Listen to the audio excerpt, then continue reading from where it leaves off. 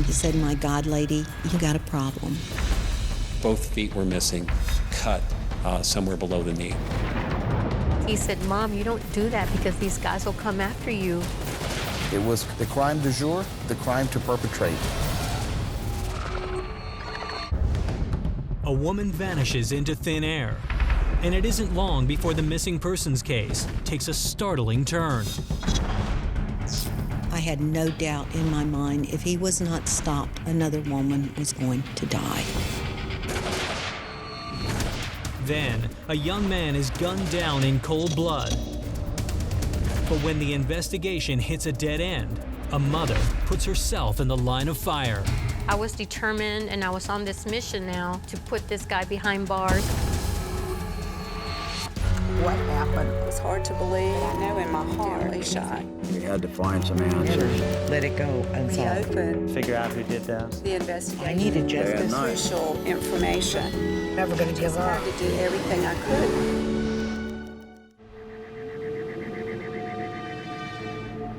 A desolate stretch of highway in Morocco, Indiana. This is an area of Indiana that's extremely flat, and the roads are all laid out a mile apart. Highway maintenance workers are clearing debris from a roadside ditch when they discover a large, weathered plywood box. When they opened it, they saw clothing. But looking beneath the layers of clothing, they find something that chills them to the bone. They immediately called the police. Saturday, September 28, 1991. Sherry Gladden Davis picks up the phone at her home in Indianapolis and calls her sister Fran in West Windsor, New Jersey. Fran and I usually talked about once a week. So Sherry's surprised when after several tries, she gets no answer. By Tuesday, I still could not contact her and couldn't leave a message. They did not have an answering machine. Concerned, Sherry's next call is to Fran's daughter Dee Dee in Houston. So I called Dee Dee and I said, "Dee Dee, I don't know where your mama is." And she said, "I don't know where she is either." We hung up and immediately started calling other members of the family. The first person Sherry contacts is Fran's husband, John Smith, an engineer at a New Jersey aeronautical firm. I called John at his office and just asked him, "Where the hell's my sister?" And he said, "I thought she was with you." He said, "I came home from work. There was a note said, 'Feed the fish. I'll be gone for a couple of days.'" John is shaken by Sherry's call and immediately contacts the West Windsor police to file a missing persons report. But the conversation also ratchets up Sherry's anxiety. She knows her sister, and leaving town unexpectedly is not Fran's style. I called West Windsor Township Police Department. Michael Dansbury had our case. And I said, "Well, just what the hell do you people intend to do? You know, something has happened." And Mike said, "Sherry, she's a little old for a milk carton." Detective Dansbury suspects that Fran may have left New Jersey without telling anyone, and given Fran's marital track record, the idea is not a far-fetched one to the police. By the spring of 1990, 48-year-old Fran Gladden had been married 3 times and raised 3 children, Todd, Rod, and Dee Dee. All of her marriages ended in divorce. She just wasn't suited for marriage. She had been hurt. But later that same year, Fran meets John Smith at a barbecue in Niceville, Florida, and the two hit it off right away. John was much more affectionate than Fran was with him. Gentle, almost. Fran wasn't, a little wilting flower. But I kind of got the impression that Fran thought it was nice. In May of 1990, just 2 months after they met, Fran and John get married and settle into Niceville. She was an excellent seamstress. She was having a ball decorating her house and seemed to be very happy. A year and a half later, John is offered a job in Princeton, New Jersey, a convenient drive from the beach house he owns in Connecticut. He and Fran move into a condominium in the town of West Windsor. Within a month, Fran disappears. seemed like a usual missing persons case. There was no red flags. But Detective Dansbury tells Sherry there's something she can do. Create a missing persons flyer displaying Fran's photo and have John post them around West Windsor. Dee Dee had the missing persons flyers done, and she FedExed them to John in New Jersey. But during the next 3 months, there are no new leads as to Fran's whereabouts. It was starting to become a little more than your usual missing persons case that nobody had seen or heard from Fran. Then, in January 1992, Sherry's mother dies. As John is leaving the funeral, he does something strange. He takes Fran's portable sewing machine out of his car and gives it to Dee Dee. And he says to Dee Dee, Fran would have wanted her to have it. Past tense. Like it had been willed or bequeathed to Dee Dee, a last wish. After that, John never spoke of her again in the present tense. It was always in the past tense. John's gesture hits Sherry like a ton of bricks. It confirmed to me what I had known all along, that my sister was gone. The only thing I knew in my mind was that John Smith, in one way or another, was responsible. It's been 4 months since Fran Gladden Smith disappeared from her West Windsor, New Jersey condominium. But recently, her husband John has been behaving strangely, and Fran's sister Sherry and daughter Dee Dee now think he knows more than he's letting on. In one way or another, John was behind it. One thing Sherry can't figure out is why John would want her sister out of the way. But her suspicions lead her to reevaluate an outburst of Fran's she had once disregarded. We were in my mother's kitchen, and John came in. For one reason or another, she really barked at him, and John just left. I said, Fran, for God's sakes, give the guy a break. And just that quick, Fran turned to me and she said, don't you ever take his side against me again. Now, Sherry can't help but wonder why her sister got so angry that day. Did Fran already know that John was not the loving husband her family believed him to be? Meanwhile, Detective Mike Dansbury of the West Windsor Police has his own growing suspicions about Fran's husband. I was bothered by the fact that John Smith had not called me. This was contrasted by Fran's family, who were in constant contact, asking whatever they could do to help further this investigation. But Dansbury needs more to go on than just suspicion, and Sherry is determined to get him the proof he needs. So Dee Dee and I decided it was time for us to go to New Jersey. Maintaining the pretense that they want to begin working directly with John on Fran's case, Sherry asks if she and Dee Dee can visit for a few days. He said, then come stay with me, which was exactly what I needed. An invitation into that home. Sherry and Dee Dee arrive at the West Windsor condominium just as John is getting ready to leave for work. It was like you walked in and everything was there except Fran. He came and brought Dee Dee and I keys to the cars, keys to the condo, and his last words to us as he left was, make yourself at home. And they do. As soon as John leaves, the two women begin tearing through the home, searching for any clue that might lead them to Fran. In her dresser drawer, we found all of her good jewelry. No woman leaving limited income is going to leave jewelry she can turn into money. I mean, that's not going to happen. But even more troubling is what they find inside one of the hallway closets. On the floor, we found the 2 packages of missing persons flyers that Dee Dee had made and sent to John. And it's clear that John has not distributed a single one of them. At that moment, if I had any glimmer of hope left that I was going to find my sister, it died. As the day turns into night, Sherry and Dee Dee's determination yields to fear. We slept in shifts. Dee Dee slept on a love seat and I slept on the couch. In the living room, John stayed in the bedroom. During Dee Dee's turn to sleep, Sherry hears John come out of his bedroom. He sat down on the love seat, just staring down at Dee Dee. It really freaked me.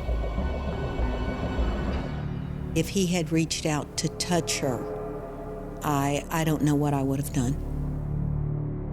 Finally, after a few minutes, Dee Dee wakes up. And she just looked at John and said, "John, what are you doing?" And he fumbled in his pocket and took out the keys and said, "This is the key to the mailbox. Would you get the mail, please?" It was very, very spooky. Sherry and Dee Dee are even more convinced now that John is not the man they thought him to be. During their last day in West Windsor, they hit the pavement visiting Fran's friends and co-workers in search of any information that might be useful. What they discover next is nothing short of shocking. John was not the bachelor that he had said he was. He had been married before. I confirmed that with Mike, and he said, yes, it was true. He thought we knew. Speaking with John, I learned that he had been married once before and divorced, and it was an amicable divorce. I said, Mike, I will find this woman. Maybe she can help me get a handle on John because she lived with it. But it's been 17 years since Janice Hartman divorced John in 1974. Sherry knows that Janice could be remarried by now and have a different last name. I found out that she had a brother, Gary, so I started my search for Gary. Sherry tracks down phone numbers for every Gary Hartman listed in Ohio, and over the next week, calls all of them. Then, on March 5th, 1992, the phone rings at her home. And he said, "I'm Janice Hartman's brother. What's this about?" And I said, our sisters had one thing in common. They were both married to John Smith. Well, my sister is missing. And Gary said, "My God, lady, you got a problem." It's been 6 months since Fran Gladden Smith disappeared without a trace, and her sister Sherry Gladden Davis suspects Fran's husband John has something to do with it. Now Sherry's received a phone call from Gary Hartman, the brother of John's first wife, Janice, but nothing could have prepared her for what Gary has to say.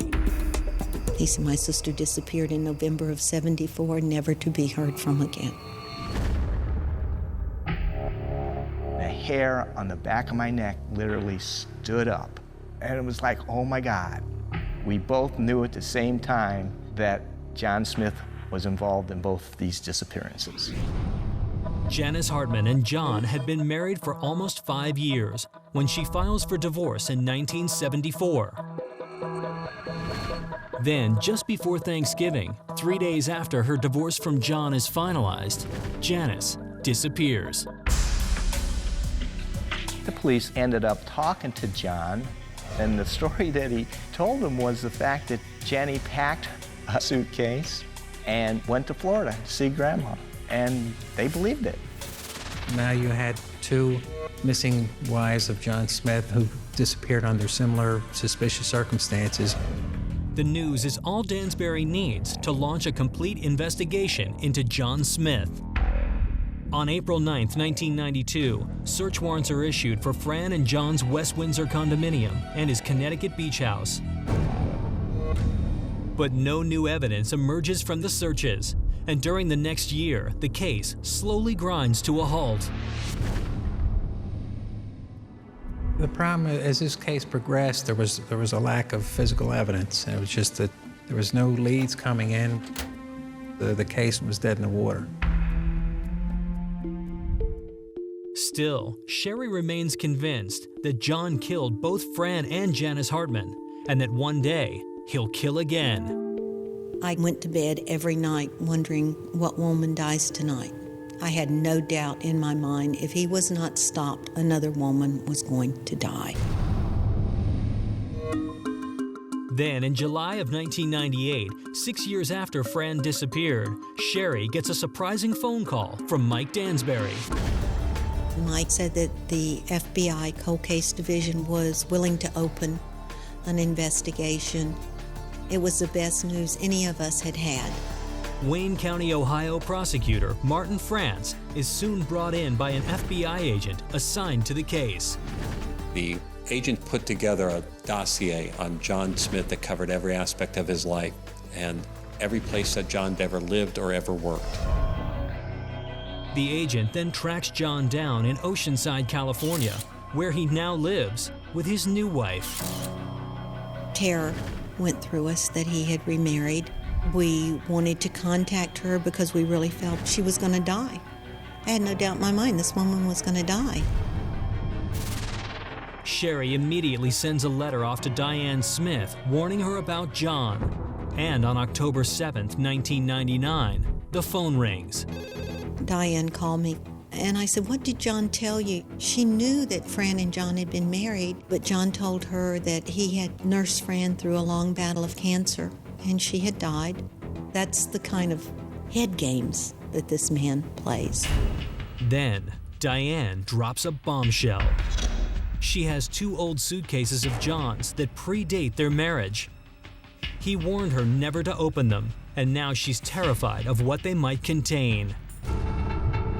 The next day, she ships the contents to Sherry. And they were both filled with papers, resumes and job applications and that type of thing. But none of the documents seem to be relevant to the case. Then, just as she's ready to throw in the towel, Sherry comes across a curious pair of letters. I found 2 envelopes, one from Hammond, Indiana Hospital to an address in Hammond. And right away, Sherry knows she's discovered an important clue. Her next call is to prosecutor Martin France. Going through these, there's something we know now that we never knew before. John actually lived in Indiana. Up until now, police had been cross-referencing Fran's description with Jane Doe bodies found in New Jersey, Ohio, California, and Florida. But if John did want to hide a body, what better place than a state he seemingly had no known connection to? Sherry insists that Martin France run a search for unidentified bodies found in Indiana. And just 3 days after he sends out a statewide bulletin, the Wayne County prosecutor gets a call. A detective in Kentland, Indiana, remembered back when a box had appeared in his jurisdiction, and inside they found the skeletal remains of a person. After more than 8 years of investigating her sister Fran's 1991 disappearance, Sherry Gladden Davis has just received shocking news. A wooden box containing a skeleton has been discovered near an Indiana highway. The skeleton was mostly intact, except that both feet were missing. The tibia had been sawed or cut somewhere below the knee. During the next 6 weeks, Sherry waits anxiously while DNA tests are performed to determine if the remains are indeed Fran's. Finally, in March of 2000, she gets a call from Wayne County, Ohio prosecutor Martin France. He said, "I got your girl." But it's not the girl she was hoping and dreading to find. Testing at the FBI laboratory showed that the DNA from the bones was the DNA of Janice Hartman. Janice Hartman, John Smith's first wife, who disappeared nearly 30 years earlier. That was real, that was hard. My God, I totally lost it. France now has probable cause to bring John into custody. On October 3rd, 2000, he's arrested near his California home and extradited back to Ohio. And even though the remains are not Fran's, it's a watershed moment for Sherry. It was like 1,000 pounds had been taken off of my shoulders. For the first time in 9 years, I got a complete night's sleep because I knew that night nobody dies at the hand of John Smith. The trial begins in July of 2001, and as the prosecution lays out their case, a theory as to John's motive begins to emerge. Like most husbands, when their wife walks out on them, they can be angry. I believe he may have smothered her. And he built the box, cut off her legs so that she would fit in the box. That meant that she was not going to walk out on him again. Knowing he would be a primary suspect if the body were ever found, John proceeds to drive across state lines and disposes of his wife's remains on a deserted stretch of highway in Indiana. I believe that John Smith had a control problem, and the control problem was, I think he looked at a marriage as till death do us part, and he was going to fulfill his end of it. On July 20th, 2001, John Smith is found guilty of second-degree murder. He's sentenced to 15 years to life and is eligible for parole in April 2011. I begged him to just look at me one time, and he stared past me but would not look at me. I said, John, I can live with the last memory of my sister. Can you? But Fran officially remains a missing person, and Sherry must come to terms with the fact that she may never know what happened to her only sister. Still, after years of investigating, Sherry has her own theories. I think she had resolved to leave him. I think when she resolved that, she signed her death warrant.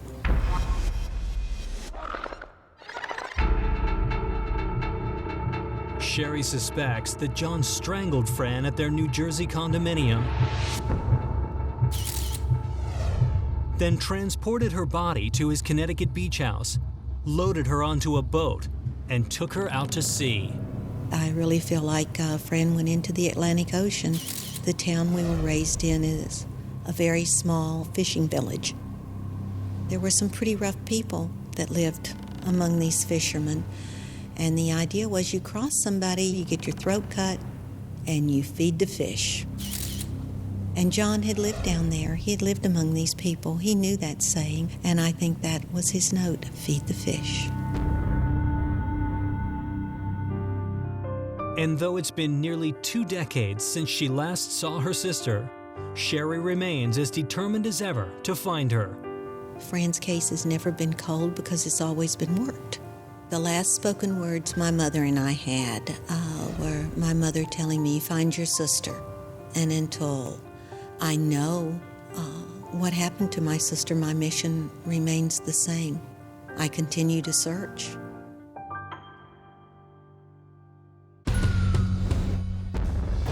Early on, Sherry Gladden Davis was confident she knew who was behind her sister's disappearance. But what do you do when your child is shot dead and everyone is afraid to say who the killer is? February 1995, 7 p.m. It's a warm winter night in San Antonio, Texas, and 16-year-old Mikey Valadez arrives at his regular bus stop with every reason to feel good. Mikey went to see his girlfriend, and then he was gonna go pick up his paycheck. He's waiting for the downtown local that will take him to his job when he sees a car pull up to the bus stop. And in an instant, the quiet winter evening turns into a nightmare.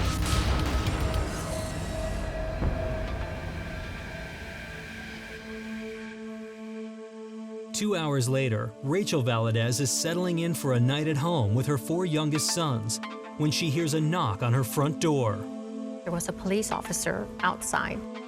Immediately ends up asking me if I was the mother of Mikey Valadez, and I said yes. And the next thing he tells me is that he was sorry to inform me that my son had been murdered.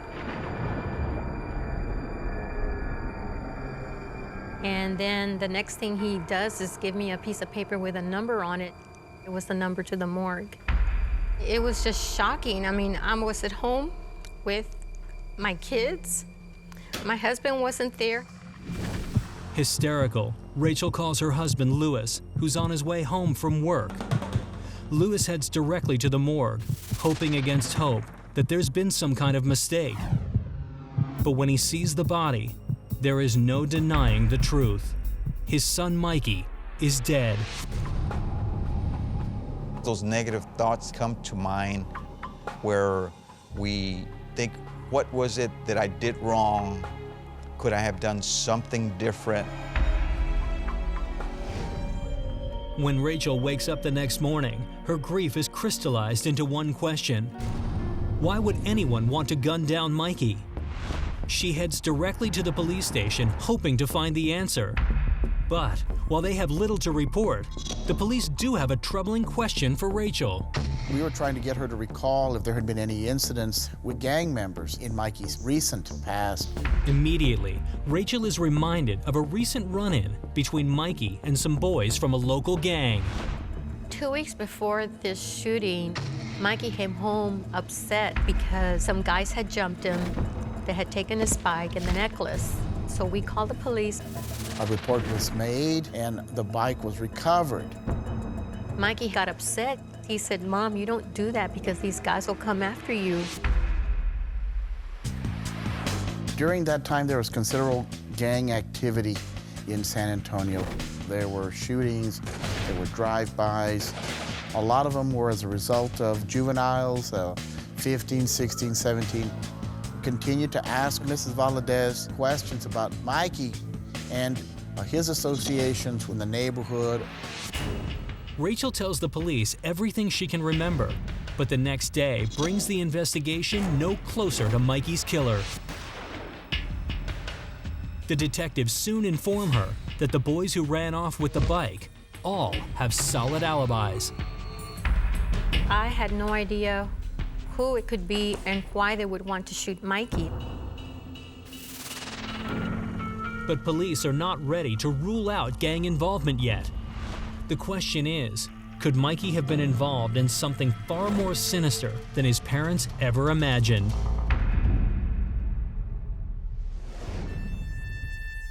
On February 21st, 1995, 4 days after Mikey Valadez was gunned down in cold blood, Rachel and Louis lay their son to rest.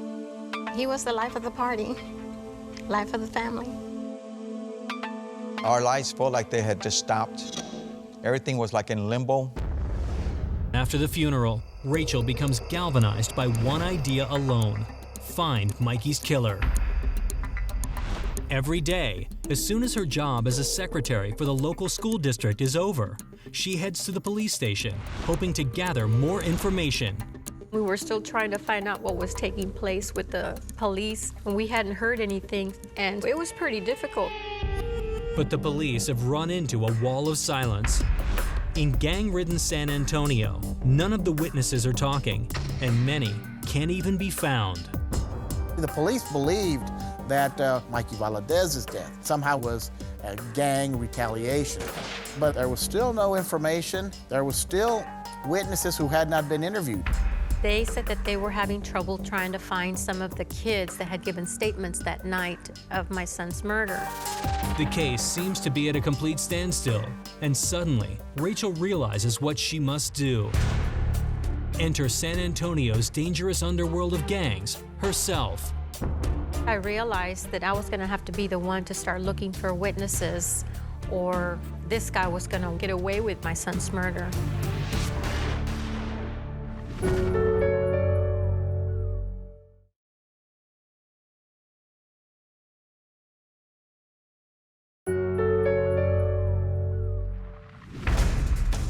On February 17, 1995, 16-year-old Mikey Valadez was shot down in cold blood.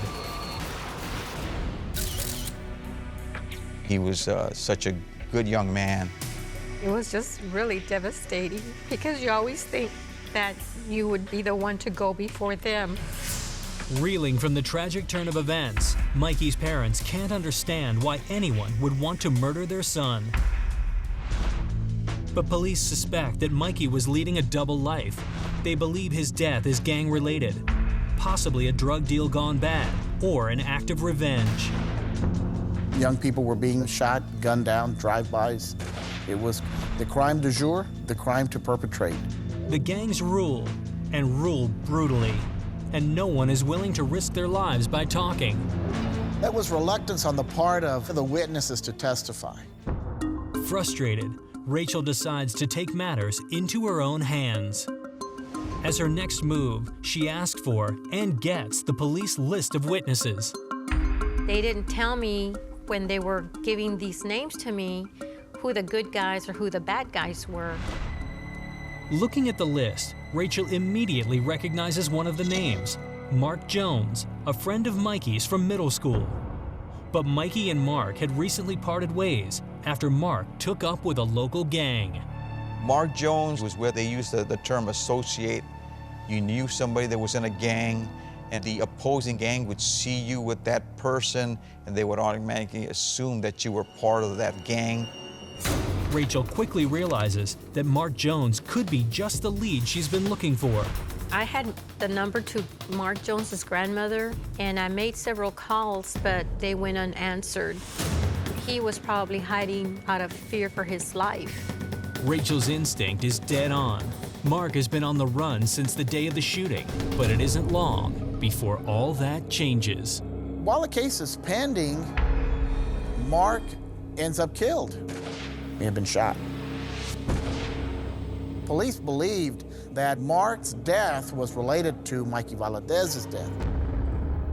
Once I heard that, I was really devastated because I was counting on this witness to be able to put this suspect away for killing my son. As Lewis and Rachel come up against another dead end in the case, the family seems to sink deeper into grief and anger. There was nothing else for me to do at the time but to help my kids through their grieving process. The kids were having a pretty hard time. Their grades had dropped. The little one was even having dreams about Mikey every night. Watching her family come apart at the seams makes Rachel even angrier and more determined than ever to put her son's killer behind bars. But this time, she has a secret plan that is so dangerous, she refuses to tell anyone about it. Being that I'm 4'11", I thought I can go into disguise as a teenager and see what these kids might know. Rachel believes that if she can get close enough to the kids involved with the gangs, she may be able to pick up information about Mikey's murder. Once I started feeling comfortable that they were okay with me, then I started asking questions. Did you hear about the shooting? Do you know who might have done it? But night after night, Rachel returns home empty-handed. But I was determined, and I was on this mission now to put this guy behind bars. Then, 6 weeks into Rachel's search, a lead suddenly emerges.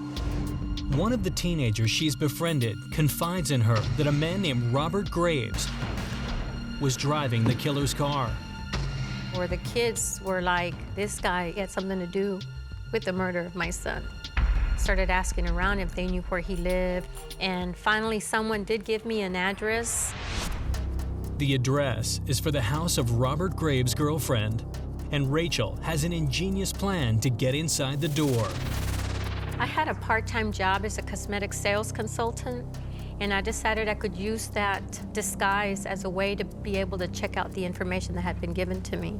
I would use my excuse as they're having won a product in a drawing, and I was delivering it. Summoning her courage, Rachel tracks down the address, dons a disguise, and heart racing, knocks on Robert Graves' front door. And lo and behold, this guy answers the door. I could tell it was him from what the kids had described. Rachel quickly tells him that the woman who lives in the house has won a bag full of beauty products.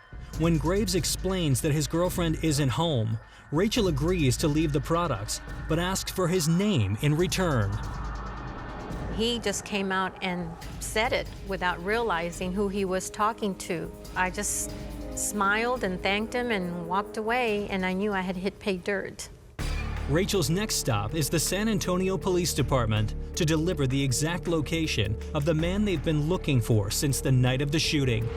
And it's not long before her son's cold case begins to heat up again. A couple of days later, the district attorney ended up telling me that a suspect had been picked up. It's a triumph for Rachel, and police waste little time making Graves an offer he can't refuse. They agree not to charge him as an accomplice in Mikey's murder, provided he reveals the identity of the man who pulled the trigger. It was either that or he was going to end up having to take the rap for the murder itself, and I doubt that he was going to want to do that. That same day, Graves hands over the name of the mystery shooter. The suspected shooter, he's wanted on some warrants. He's involved in gang violence, have participated in some drive-bys. The district attorney can now make an arrest in Mikey's shooting, but he warns Rachel and Lewis that he can't win the case if his only witness is Robert Graves. And I was just getting so frustrated and crying because now we needed another solid witness. But the prosecutor doesn't let up. He continues to push Graves for details surrounding the shooting. And then Graves drops a bombshell. Right before the shooter opened fire, the bus Mikey had been waiting for arrived. Mikey got on, and so did the killer. We believe that the bus driver got a good look at the suspected shooter's face. The bus driver wasn't on the witness list because he took off when the shooting started. He continued his route. But when detectives try to locate the man behind the wheel on that fateful night, they come up empty-handed. In fact, the driver seems to have disappeared altogether. In my mind, he was the only existing witness at the time that could put away the one that shot my son. So it was a matter of trying to track down the bus driver.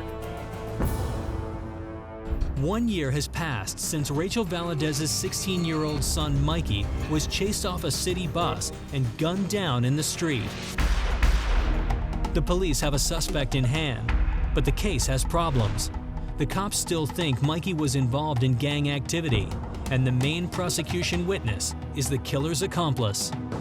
We still needed someone, an eyewitness who saw the suspected shooter get on the bus and point the handgun.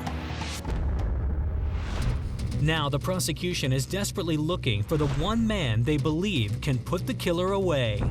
It was difficult to find the bus driver. I don't know if he even filed a report that the bus was involved in a shooting. But Rachel refuses to let the last promising lead in her son's murder case go cold. I thought, well, if people ride this bus route all the time, they would know their bus driver's name. Every day after work, she drives along the bus route Mikey took, asking about the driver who might have seen her son's murder. But no one seems to know anything, or won't tell.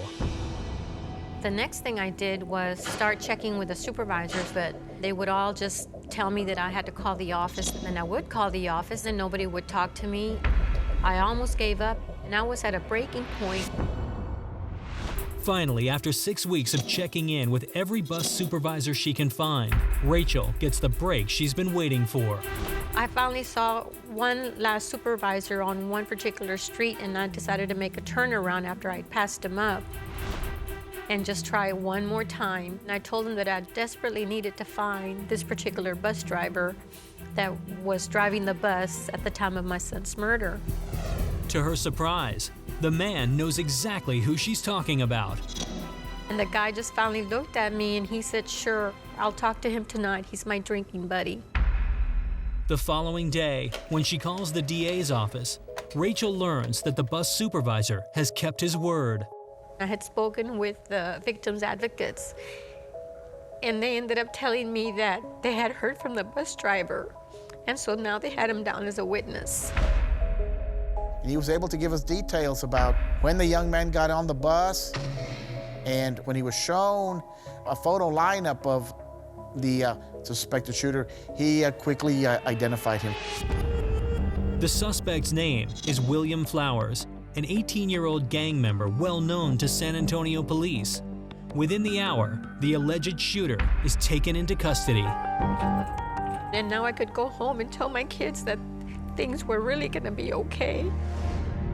Now having the bus driver being able to come forward as a witness, I knew the case was gonna be set for trial.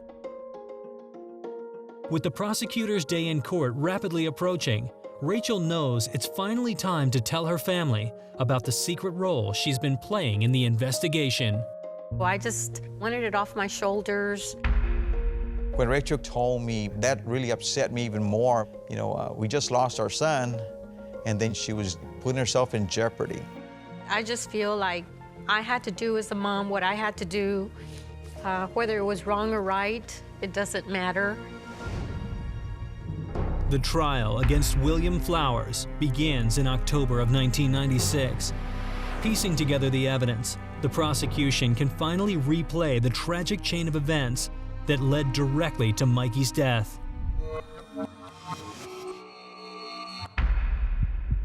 During the trial, we were told that Mikey and Mark were waiting for the bus. The bus got there.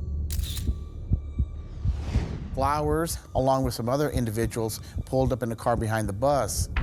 Flowers got out of his car with a handgun and chased Mikey Valadez and his companion into the bus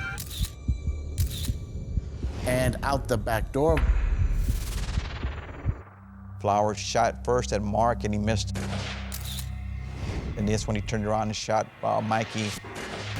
He fell down to the street. Mikey was laying on the street, and Flowers continued to shoot at my son. The bus driver closed both doors, the front and the back, and he took off. The careless brutality of the killing is shocking, but even more chilling is the explanation as to how Mikey came to be involved in a gang killing. The shooter was looking for Mark Jones. Gang members are very territorial. Mark had some issues with a suspected shooter over a girl. It could have been that Mark visited with a young lady at the mall and the information got back to the suspected shooter. It appears more than likely that Mikey's death was a tragic twist of fate, a simple case of being in the wrong place at the wrong time.